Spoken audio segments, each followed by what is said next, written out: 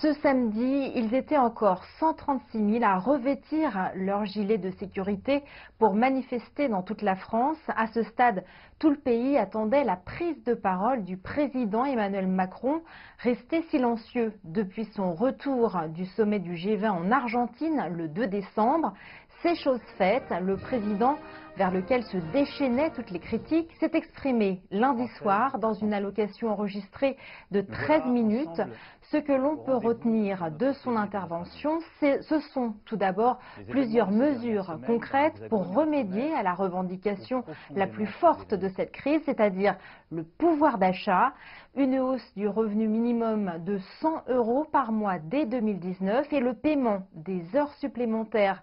sans impôt ni charge, des primes de fin d'année et l'annulation d'une taxe pour les retraités dont les revenus sont inférieurs à 2 000 €. Tout en condamnant les violences qui se sont produites lors des mobilisations des Gilets jaunes, Emmanuel Macron a insisté sur le fait qu'il comprenait le mal-être des Français, une situation qui incombe, d'après lui, à 40 années de malaise, mais dont il prend sa responsabilité.